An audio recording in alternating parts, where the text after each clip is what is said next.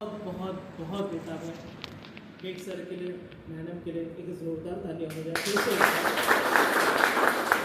जिन्होंने अपने व्यस्त शेड्यूल निकाल कर हमें टाइम दिया, हमारे लिए टाइम दिया। तो वो परमात्मा का ही आशीर्वाद है, जिन्होंने हमारे प्रकाश सिंह सर को हमारे यहाँ बीच में भेज दिए और हमारे बीच में इसलिए भेजे कि हमारा सबका कल्याण हो जाए। फिर से एक बार सर और मैडम के लिए वापस फिर से बोलना चाहूँगा मेरे क्लाइंट अनिल सर, विकास सर, डॉक्टर किशोर बंदे सर और अपने संजय सर के लिए भी एक बार जोरदार तालियां।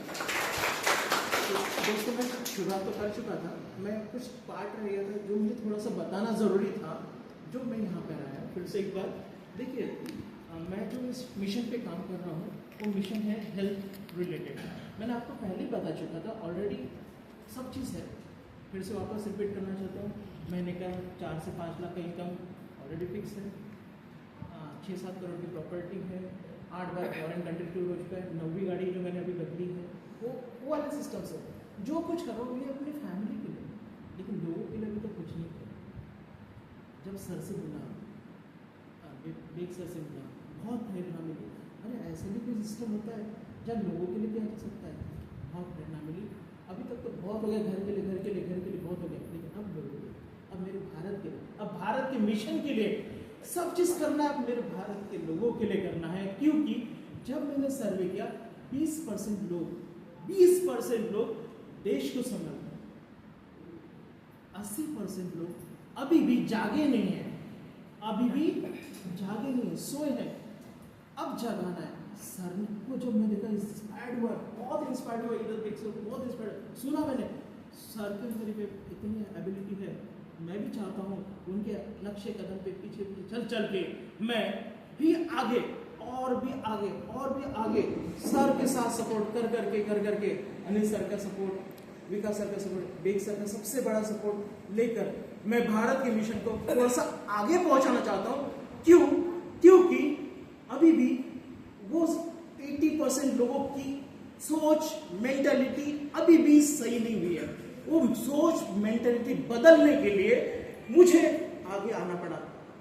देखिए 200-300 पेशेंट डेली रहते हैं, बट वो 200-300 पेशेंट का जो रहेगा वो घर के लिए, लेकिन मेरे देश के लिए क्या। मैं फिर से वापस एक बार अपना सेंटेंस रिपीट करना चाहूँगा। जब 15 अगस्त आता ना, मैं देखता हूँ बहुत रैलियाँ निकलती है, 26 जनवरी थी, इतनी रैलियाँ निकलती और क्या चले थे, मेरा भारत महान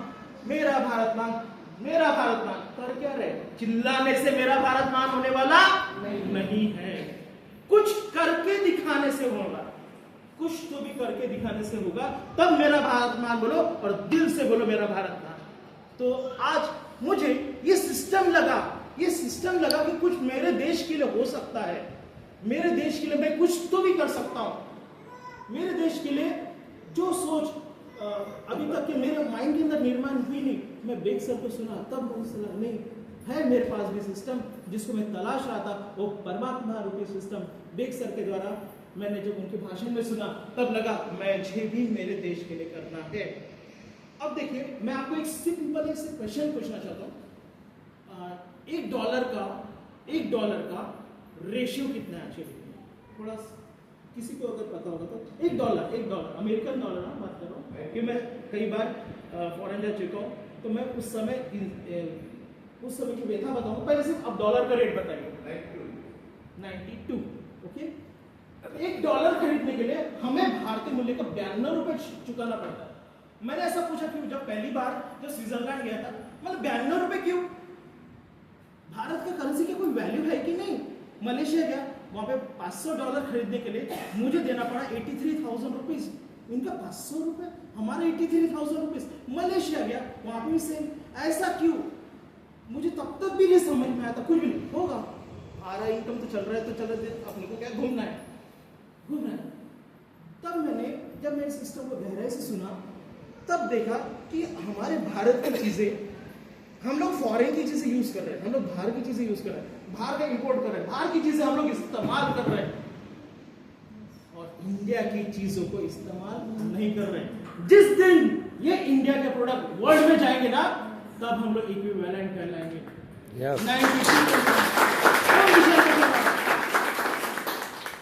वो मिशन पे चलो।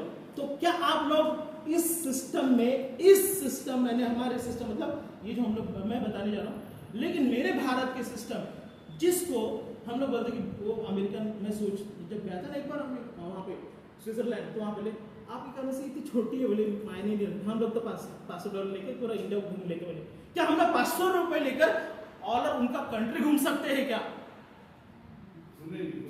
सच है, अभी नहीं घूम रहे, लेकिन अगर आप लोगों का साथ रहा तो ये हम लोग करके दिखाएंगे, पक्का करके दिखाएंगे। मेरे भारत का मिशन है, जिसका नाम है रोटी कपड़ा मकान देने वाला मिशन है। तो मैं आपको कुछ चीजें सिर्फ एक्सप्लेन करना चाहता हूँ, क्यों कुछ ही प्रोडक्ट के बारे में बताऊंगी कि आगे हमें हमारे ग्रेट अप्लायंसर और ग्रेट अपलायंस मैडम से सुनना है, जिसको सुनने के लिए मैं भी बहुत तरसता हूँ।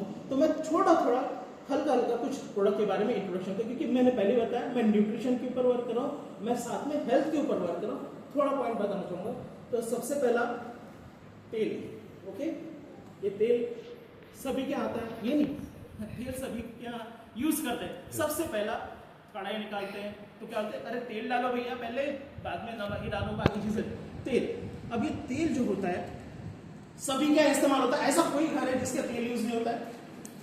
एक भी घर है जिसका तेल यूज नहीं होता है? ओके, तेल सब प्रकार, मैं किसी तेल की बुराई नहीं कर रहा हूँ, मैं सिर्फ समझा रहा हूँ कि तेल कौन सा यूज करना चाहिए, ये सिर्फ बताना चाहता हूँ। तेल सबका यूज है, लेकिन तेल के अंदर में क्या चीज होना चाहिए ये हमें नॉलेज नहीं था। हमें